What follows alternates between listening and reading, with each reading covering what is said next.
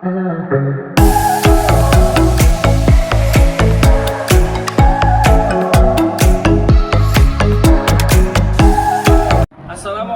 warahmatullahi wabarakatuh. Salam sejahtera untuk kita semua. Yang terhormat Bapak Ibu dosen penguji UKIN PPG 2022 gelombang 1 tahap 2 LPTK Universitas Muhammadiyah Profesor Dr. Hamka. Perkenalkan, nama saya Ahmad Saleh. Saya selaku sebagai guru SMA 2 Negeri Kota Tangerang sekaligus sebagai mahasiswa PPG Angkatan 1 Gelombang 2 Universitas Muhammadiyah Profesor Dr. Hamka. Pada kesempatan ini saya akan melaksanakan kegiatan pembelajaran untuk menyelesaikan tugas UKIN PPG 2022 dengan materi yang berjudul Tokoh-tokoh di balik kemerdekaan Indonesia, materi kelas 11 semester 2. Demikian yang bisa saya sampaikan. Assalamualaikum warahmatullahi wabarakatuh.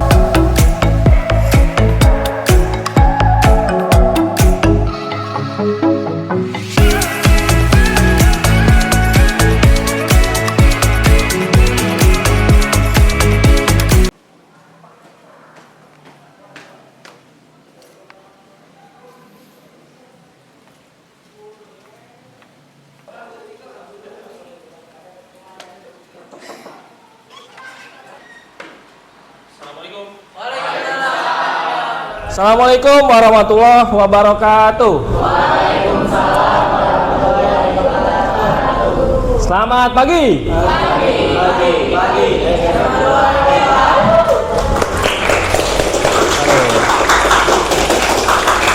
Kurang semangat suaranya. Selamat pagi. Pagi.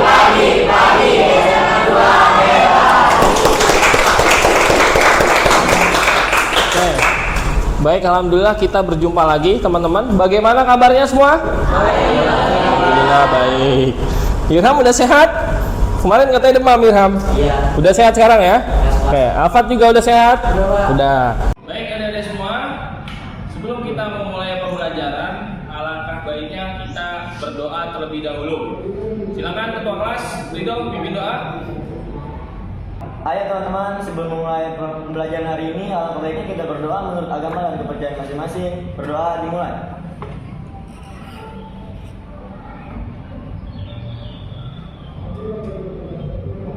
Berdoa selesai. Beri salam. Assalamualaikum warahmatullahi wabarakatuh. Saya pengen absen dulu ya, absen terlebih dahulu. Coba Alfat hadir, Alfikar hadir, Irham hadir, Ilham hadir, Esa semuanya masuk ya nih ya? Masuk. Siapa? Sakit. Oh sakit. Sakit apa dia? Sakit ini Mbak. Demam. Oh demam, ya udah. Kita doakan biar Rapi cepat sehat ya teman-teman semua. Oke baik. Sebelum kita mulai, kita menyanyikan lagu Indonesia Raya dulu ya. Seperti kebiasaan kita pada sebelum-sebelumnya, kita menyanyikan Indonesia Raya. Silakan semuanya berdiri. Hiduplah Indonesia Raya. Indonesia tanah airku bersatu. Hiduplah tanahku, hiduplah negeriku, bangsaku, rakyatku semuanya. Bangunlah jiwanya, bangunlah badannya untuk Indonesia Raya. Indonesia Raya merdeka, merdeka, tanahku, negeriku yang ku cinta. Indonesia Raya merdeka, merdeka, hiduplah Indonesia Raya. Oke, silakan duduk kembali. Oke, teman-teman semua, sebelum kita mulai, kayaknya biar semangat ya, biar kita lebih termotivasi dalam pembelajaran, kita ada game, ada ice breaking. Oke? Jadi ice breakingnya tentang tepuk tangan. Kata kuncinya adalah kalau saya bilang pagi, tepuknya 1, kalau sore, tepuknya 2, kalau malam setengah. Jadi nggak bunyi tuh. Nggak ada siang. Siang nggak ada, kita blacklist siang. Oke? Jadi kalau pagi 1, sore 2, malam setengah. Oke? Ya, nggak bunyi. Nanti kalau ada yang bunyi akan kena hukuman. Hukumannya nyanyi di depan. Oke? Oke, silakan ya. Sekarang dengerin. Pagi, sore, malam. Pagi, sore, malam. Malam, sore, pagi. Pagi, sore, sore, malam. Pagi, pagi, pagi, sore, sore, pagi, pagi, malam. Oke. Udah cukup ya. Jadi nggak usah ada punishment. Cukup ya, kita ice breakingnya itu dalam rangka untuk menambah kefokusan kita dalam proses pembelajaran. Oke teman-teman, kita akan mulai materi kita, yaitu tentang tokoh-tokoh di balik kemerdekaan Indonesia. Nah, teman-teman, kita akan ulas materi yang sebelumnya, yaitu materi tentang sekitar proklamasi. Nah, apakah di sini masih ada yang ingat materi yang sebelumnya? Masih. Oke, siapa yang ingat? Alfat, silakan Alfat. Jadi peristiwa di sekitar proklamasi itu seperti penculikan Presiden Soekarno dan wakilnya Muhammad Hatta. Itu diculik oleh golongan muda untuk membacakan teks proklamasi karena Soeharto dan Muhammad Hatta tuh menunggu janji Jepang, sedangkan Jepang tuh udah kalah masih itu Pak. Makanya diculik buat membacakan teks proklamasi karena sia-sia kalau nunggu dari Jepang Pak. Oke, baik, terima kasih Alfat. Kita beri aplaus dulu. Oke, baik, kita sudah berikan aplaus pada Alfat. Sekarang siapa lagi ingin memberikan ulasan terkait materi yang sebelumnya? Baik, Jovito. Silakan, Jovito.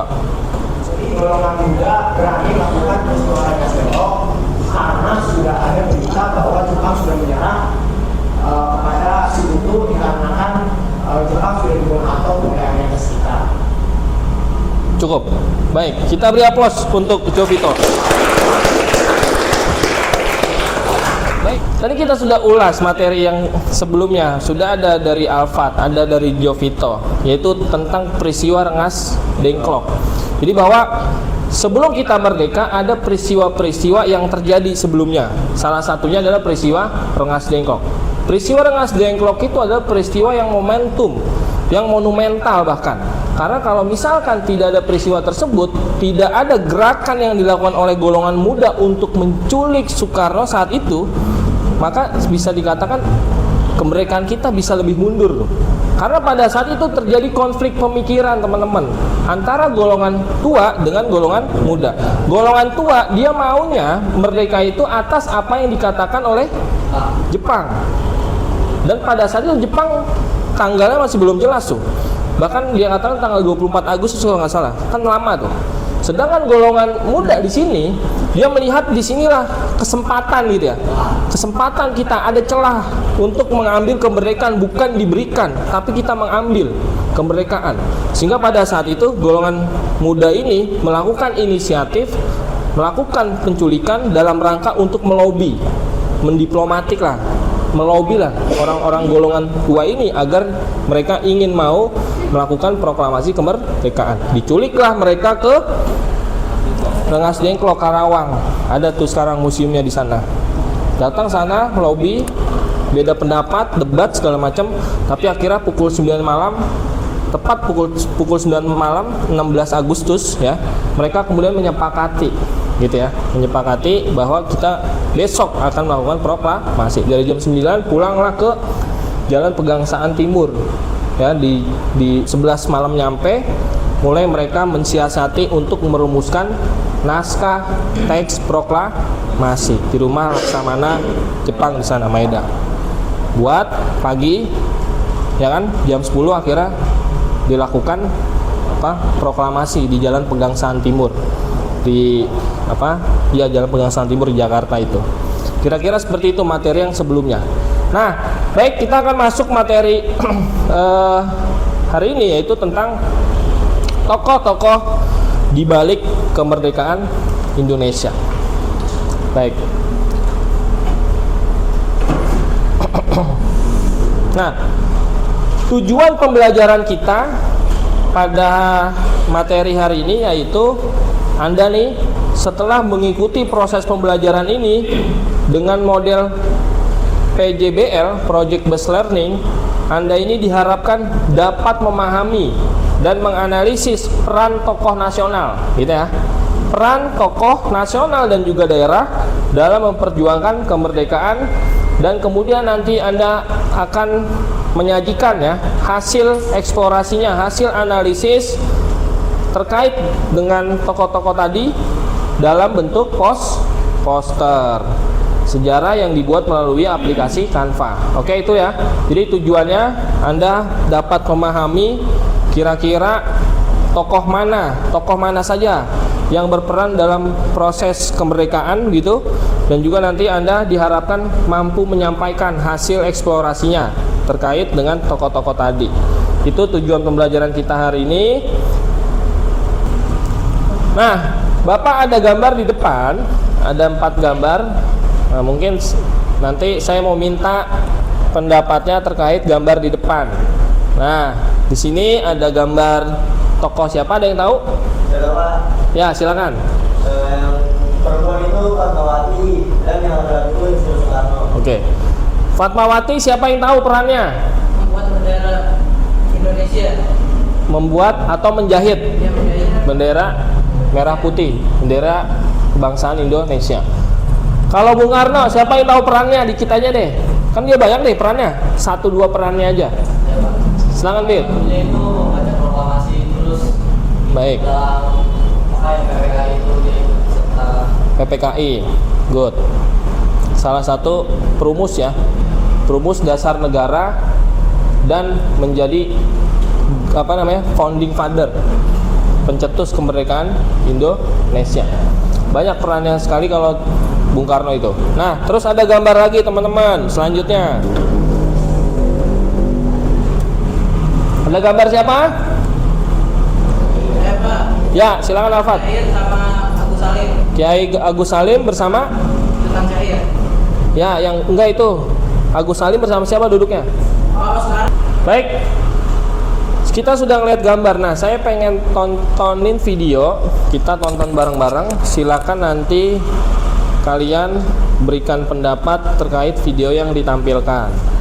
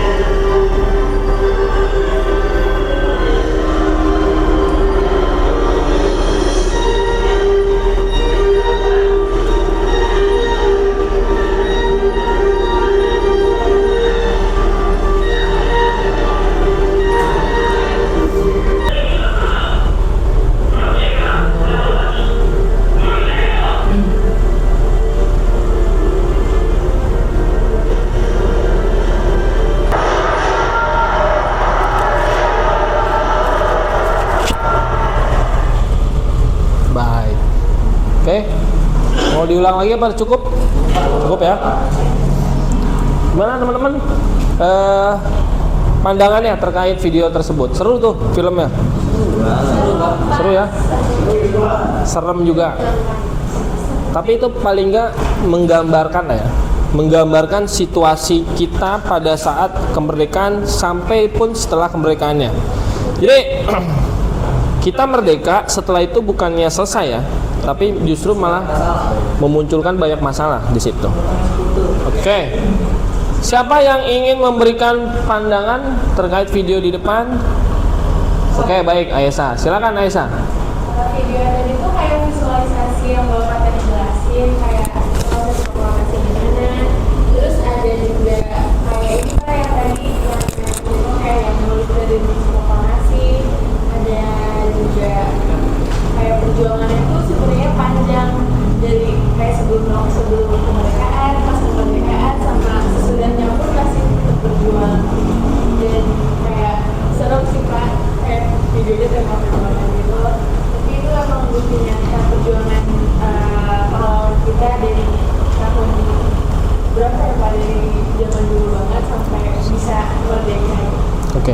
Jadi perlawanan panjang ya dari bangsa kita hingga kita sampai ke kemerdekaan Indonesia. Oke, beri aplaus dulu buat Aisyah.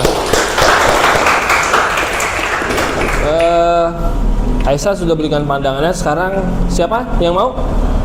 Baik, Ilham, silakan Ilham. Ya, dari video tersebut kita belajar bahwa nenek kita sama ibu kita itu telah berjuang sama ya untuk ini kehidupan generasi muda. Jadi kita tuh harus menghormati perjuangan nenek moyang dan ibu kita. Nah di video itu juga menjelaskan bahwa perjuangan pahlawan Indonesia itu belum selesai habis merdeka.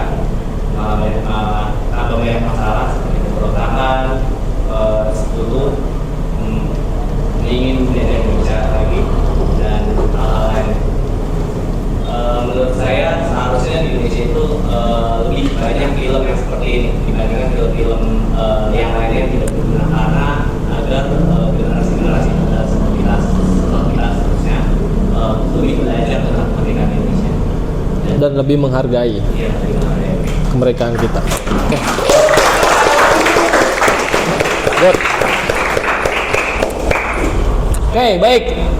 Tadi keren ya pendapat dari Aisyah dan juga Ilham dari video tersebut. Nah, mungkin ini adalah garis besar ya. Garis besar kita bisa lihat di depan, garis besar bagaimana rentetan peristiwa sekitar proklamasi sampai kita kemudian merdeka.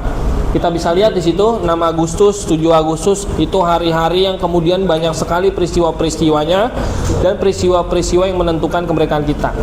Oke. Dan di sampingnya kita bisa lihat juga ada 7 tokoh ya.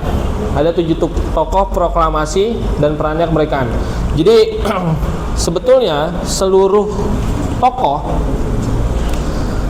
tokoh-tokoh yang ada dalam catatan sejarah itu sebetulnya semuanya berperan.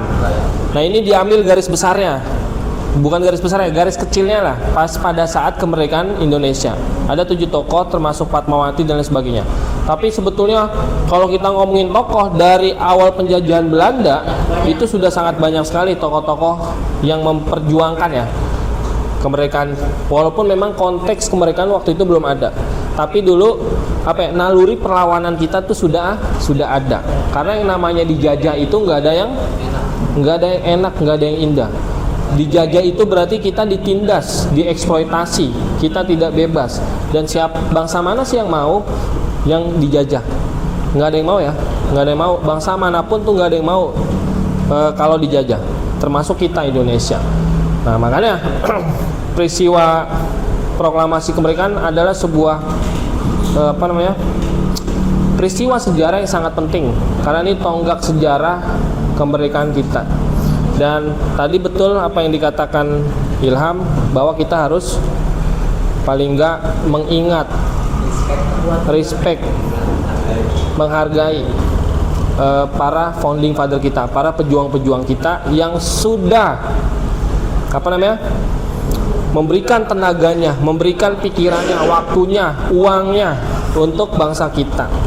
Barangkali kalau misalkan dia nggak sampai sebegitunya, nggak sampai berkontribusinya, kira-kira kita merdeka nggak tuh? Bahkan kalau kita baca sejarah, ada namanya Sultan Hamengkubuwono Jogja. Dia habiskan uang kasnya buat kita, buat Indonesia dulu. Indonesia merdeka 45 itu nggak punya duit. Duit dari mana? Dari Kesultanan Jogja. Disuplai oleh Kesultanan Jogja.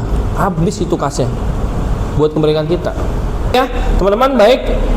Itu mungkin. Nah, sekarang saya akan berikan tugas. Tugasnya itu bisa kita lihat. Ya. Oke.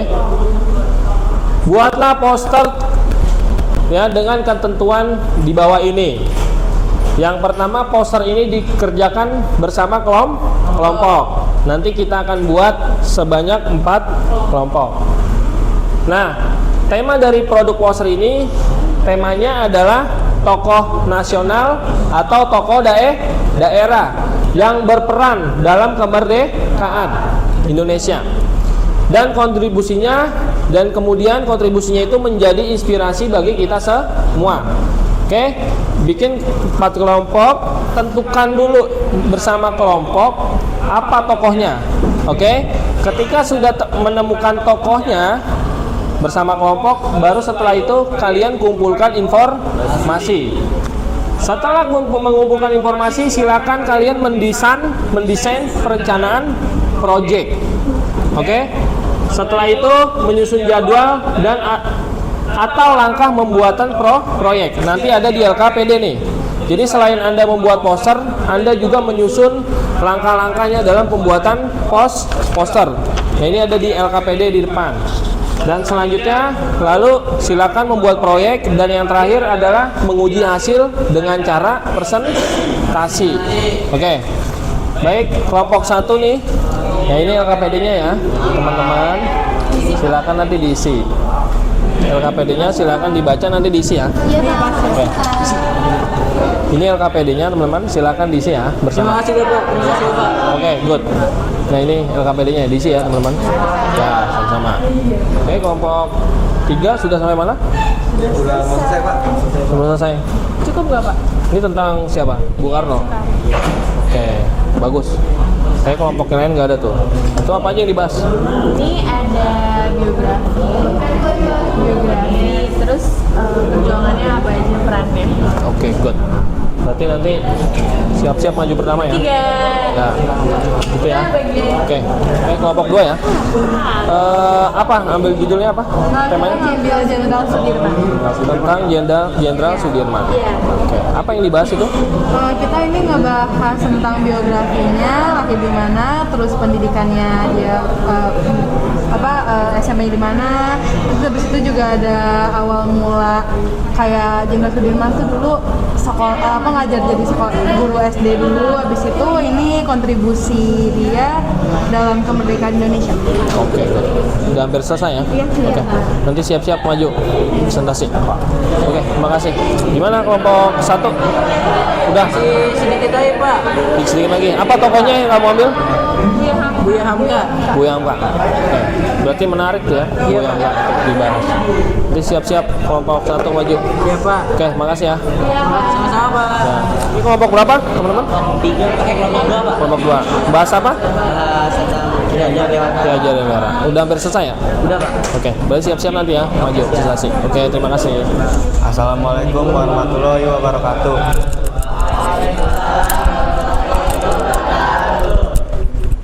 Kita dari kelompok 3 akan mempresentasikan tentang Insinyur Soekarno. Perkenalkan, nama saya Clemention Eka Putra. Nama saya Muhammad Dani Sozon Al-Khazini. Nama saya Gilang Negara Pratama. Insinyur Soekarno. Soekarno dilahirkan di Surabaya tepatnya pada tanggal 6 Juni 1901 dengan nama asli bernama Koesno Sosrodiharjo. Karena sering sakit yang mungkin disebabkan karena namanya tidak sesuai, maka ia di kemudian berganti nama menjadi Soekarno.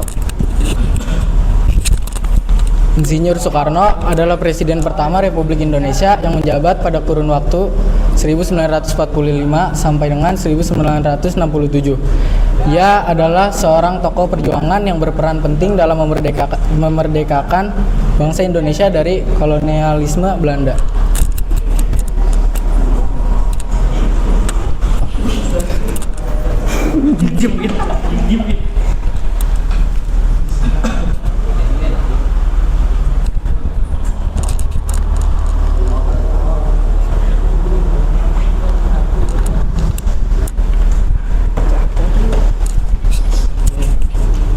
Peran Soekarno terhadap kemerdekaan Indonesia adalah yang pertama sebagai proklamator kemerdekaan Republik Indonesia, yang kedua sebagai perumus dasar negara Indonesia, yang ketiga sebagai negosiator kemerdekaan Indonesia terhadap Jepang, yang keempat sebagai pemersatu antar golongan tua dan golongan muda, yang kelima penyedia tempat proklamasi kemerdekaan, dan yang terakhir membantu rakyat Indonesia melakukan penentangan terhadap penjajah. Sekian dari kelompok kami. Wassalamualaikum warahmatullahi wabarakatuh.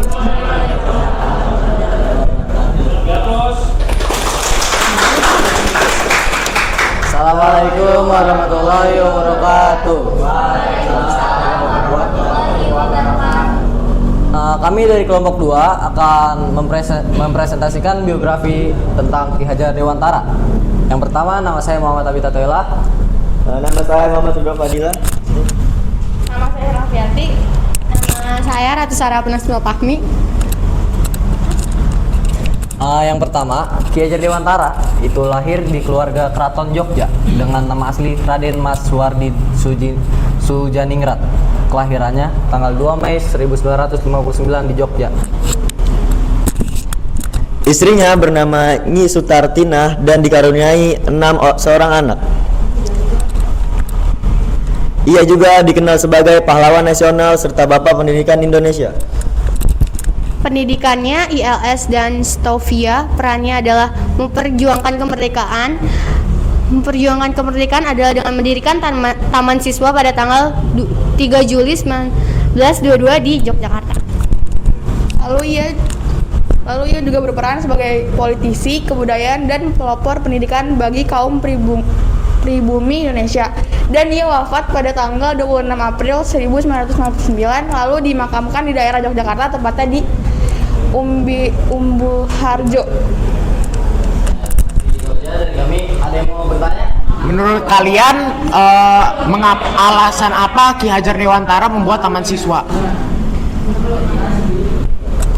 Menurut saya, kenapa Ki Hajar Dewantara mendirikan Taman Siswa itu karena Ki Hajar Dewantara ingin rakyat Indonesia, orang-orang pribumi Indonesia untuk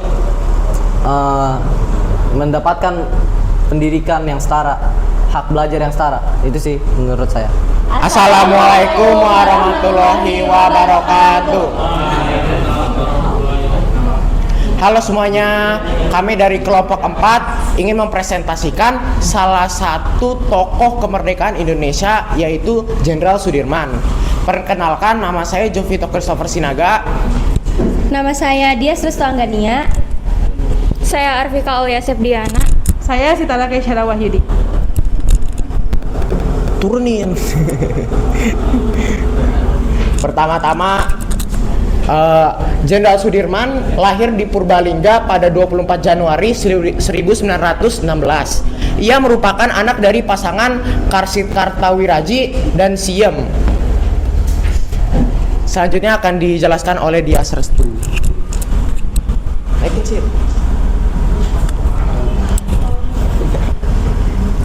Oke, awal mula. Jenderal Sudirman adalah rakyat biasa. Kemudian ia diadopsi oleh pamannya dan berubah menjadi bangsawan Jawa. Namun sebelum dia menjadi militer, dia itu seorang guru dari sekolah dasar yang dikelola oleh Muhammadiyah. Namun setelah Jepang menjajah Indonesia, Jenderal Sudirman masuk ke militer hingga dilantik sebagai Panglima Besar. Selanjutnya akan dilanjutkan oleh Sitara. Oh ya, Arvika.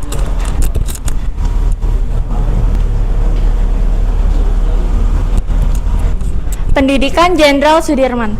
Pada usia 7 tahun atau 1923, Sudirman bersekolah di Holland Inland School yang setingkat sekolah dasar di Cilacap. Setelah itu, Sudirman melanjutkan pendidikannya di Mule yang setingkat SMP. Sudirman kemudian pindah sekolah ke perguruan Paramawiwotomo hingga tamat pada 1935. Setelah itu, ia melanjutkan pendidikannya di sekolah guru atau Quick School yang diselenggarakan oleh organisasi Muhammadiyah di Surakarta. Selanjutnya dilanjutkan oleh Sitara. Oke, jadi di sini saya akan menjelaskan apa sih peran dari Jenderal Sudirman pada saat kemerdekaan. Jadi pada November tahun 1945 dilaksanakan pemilihan Panglima Besar Tentara Keamanan Rakyat atau TKR di Yogyakarta. Namun sebelum Jenderal Sudirman ini ikut Tentara Keamanan Rakyat, beliau juga ikut PETA. Dan saat itu meski belum dilantik secara resmi, Sudirman menggerakkan pasukannya untuk menyerang Inggris dan Belanda di Ambarawa. Selain melawan sekutu dan Belanda yang ingin menjajah kembali Indonesia, Sudirman ini harus melawan serangan dari dalam. Salah satunya adalah upaya pemberontakan PKI Madiun yang dipimpin oleh Musso pada tahun 1948. Jenderal Sudirman ini juga tetap memimpin perlawanan Indonesia melawan Belanda yang melakukan agresi militer 2 pada 10 hingga 20 Desember tahun 1948. Sampai akhirnya Jenderal Sudirman ini divonis mengidap penyakit tuberkulosis dan Jenderal Sudirman akhirnya meninggal dunia pada tanggal 29 Januari tahun 1950 di usia yang ke-34 tahun. Jenderal Sudirman kemudian dimakamkan di Taman Makam Pahlawan Semaki, Yogyakarta. Dari gagasan kami mengenai Jenderal Sudirman tadi, apakah ada pertanyaan yang ingin teman-teman sampaikan? Saya mau nanya dong, bagaimana Jenderal Sudirman menempuh perjalanannya di PETA dan bagaimana karirnya juga di dalam PETA? Jadi yang udah kita ketahui bersama bahwa PETA itu kan didirikannya pada tahun 1943. Nah, 1 tahun setelahnya Jenderal Sudirman ini tuh diminta oleh PETA untuk bergabung bersama PETA dan diangkat menjadi komandannya. Nah, di bawah kepemimpinan Jenderal Sudirman ini PETA ini sangat baik gitu dalam menjalankan tugasnya. Seperti itu yang kita tahu. Akhirnya ya, masing-masing kelompok dari kelompok 1 sampai kelompok 4 sudah mempresentasikan hasilnya dan sangat baik ya, hampir rata-rata semuanya sangat baik dalam pemaparannya gitu. Baik, mungkin itu ya akhir dari pembelajaran kita. Sebelum saya tutup, teman-teman, saya pengen ada satu orang yang menyimpulkan gitu ya, menyimpulkan proses pembelajaran kita pada hari ini. Siapa yang bersedia? Oke, baik. Sitara, silakan Sitara. Oke, jadi yang saya dapatin pada pelajaran kali itu tadi kan kita pertama-tama tuh melihat dulu nih video-video kompilasi pas sebelum kemerdekaan, pas kemerdekaan sama setelah kemerdekaan. Di situ kita tahu kalau perjuangan para pahlawan itu sangat-sangat berat dan memang ekstrim banget gitu yang mereka lalui. Dan tadi juga ada presentasi dari 4 kelompok. Yang saya ingat itu ada dari Ki Hajar Dewantara, dari Jenderal Sudirman sampai Bung Soekarno. Dan setelah kita tahu juga kayak kita jadi lebih bisa memahami gimana sih mereka waktu mereka memperjuangkan kemerdekaan, ikut andil dalam kegiatan itu, atau juga biografi mereka, kapan mereka lahir dan kapan mereka meninggal, dan keluarga-keluarga mereka itu sih Pak. Oke, good, keren. Beri aplaus buat Sitara. Oke. Tadi ada beberapa yang presentasi. Ada Ki Hajar Dewantara, ada Jenderal Sudirman. Kalau kita lihat secara politis, mereka punya gerakan yang berbeda. Jenderal Sudirman militer, Ki Hajar Dewantara pendidikan. Tapi kenapa masih bisa disebut sebagai tokoh nasional? Karena semuanya punya visi yang sama, yaitu untuk memerdekakan Indonesia. Mencerdaskan juga termasuk dalam memerdekakan pikiran manusia Indonesia. Itu yang dilakukan oleh Ki Hajar Dewantara. Jenderal Sudirman dia sebagai jenderal secara fisik, secara tenaga dia luapkan semuanya untuk bangsa kita saat itu. Insinyur Soekarno, tenaga, pikiran, ide.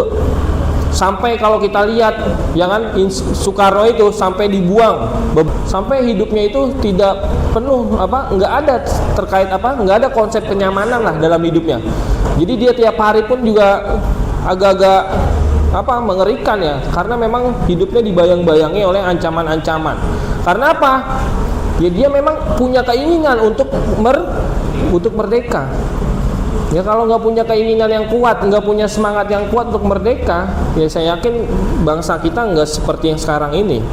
Memang bangsa kita ini dipimpin ya oleh orang-orang yang memiliki semangat yang luar biasa, termasuk salah satunya Bung Karno. Bayangkan dari dia muda tuh, hidupnya udah nggak nyaman tuh, out of the box, keluar dari zona nyaman. Nggak ada hidup yang nyaman para pendiri bangsa kita. Mungkin itu makna yang bisa kita ambil ya pada kesempatan kali ini. Semoga pembelajaran kita dapat bermakna dalam kehidupan kita.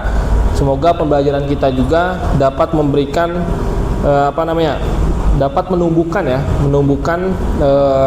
rasa menghargai kita terhadap para pahlawan kita, dan menambah rasa cinta kita terhadap Indonesia. Karena nanti ke depan bangsa kita ini yang akan menjadi pelopornya itu kalian, generasi-generasi sekarang. Ya, siapa lagi?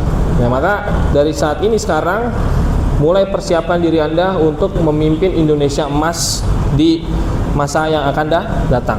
Alhamdulillah, akhirnya selesai juga materi kita pada kesempatan hari ini.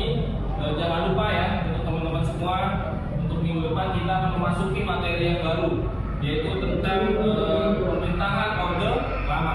Dan jangan lupa juga untuk membaca kembali materinya ini, karena materi ini minggu depan kita akan coba ulas kembali agar lebih merontok di dalam pikiran kita.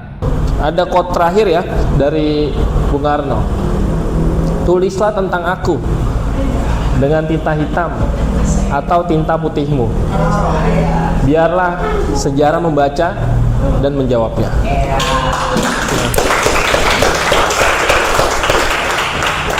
Demikian dari saya. Apabila ada salah kata mohon dimaafkan. Billahi fi sabilil haq fasabiqul khairat. Assalamualaikum warahmatullahi wabarakatuh. Salam merdeka. Merdeka!